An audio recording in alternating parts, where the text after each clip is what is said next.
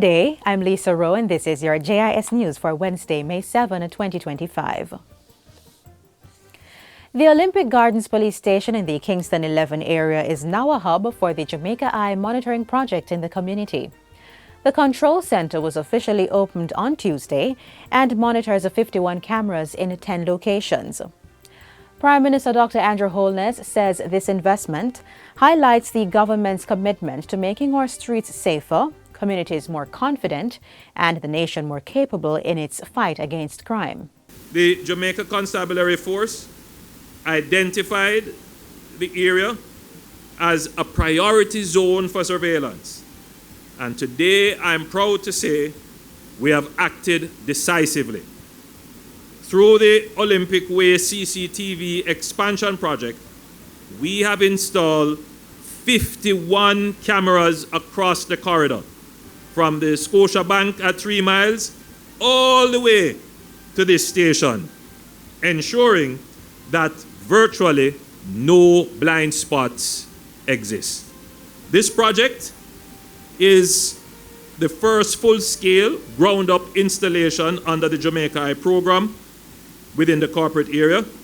It cost just over $100 million, and it was implemented between April 2024 and February 2025. Reinforcing the critical importance of the Jamaica Eye surveillance system, the Prime Minister says it provides visibility, deters criminal activities, increases the possibility of being caught, allows the police to respond, and most importantly, provides vital evidence.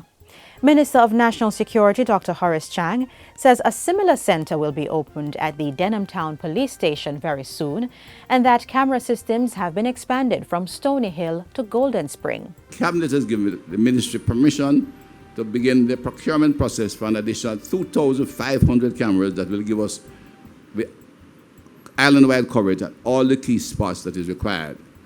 We are holding discussions with the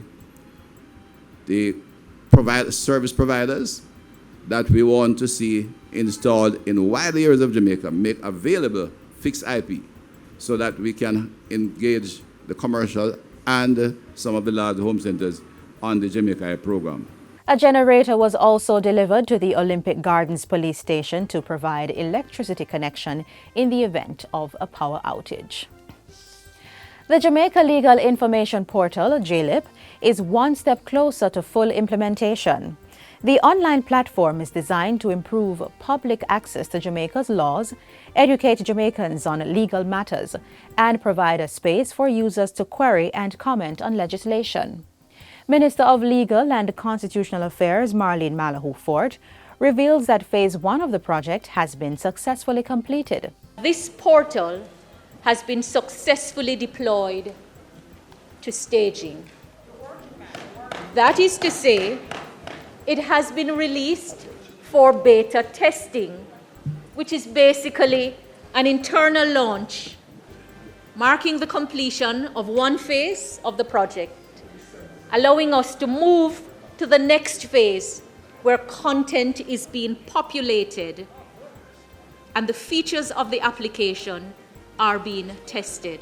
The minister gave the update during her contribution to the 2025-2026 sectoral debate in Parliament on Tuesday. Once completed, JLIP will house all Jamaican laws dating back to 1944.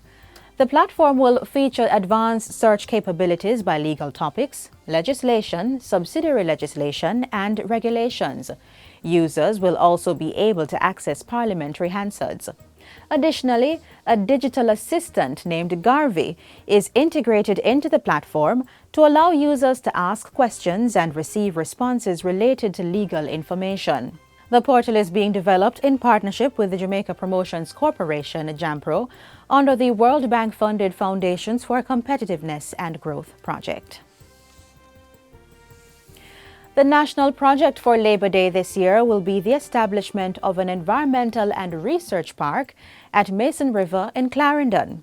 The area was declared a game sanctuary in 1998, gained recognition as a wetland of international significance in 2011, and was designated a protected heritage national area and site in 2022. The project will support the overall theme, protect the environment, or land, or duty, or future, and the slogan, Jamaica Nice, Protect We Paradise.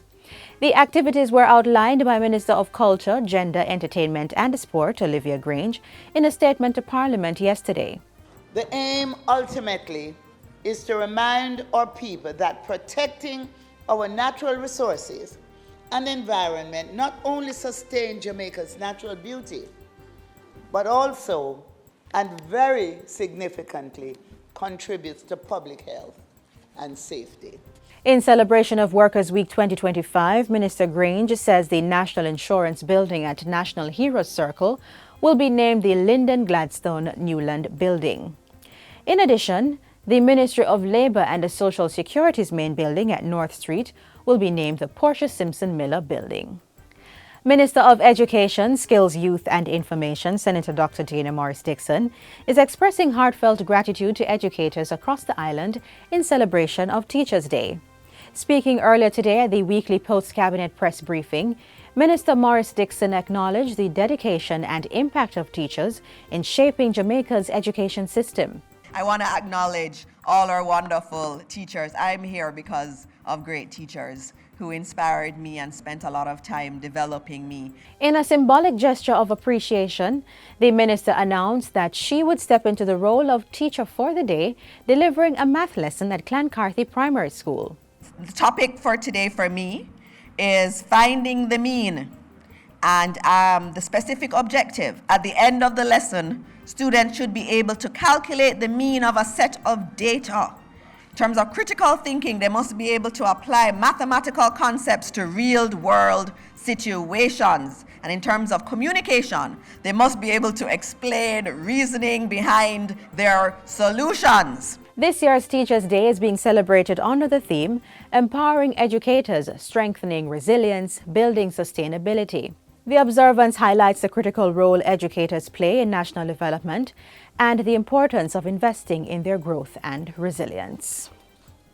And that's it for JIS News Today. I'm Lisa Rowe. Thanks for watching.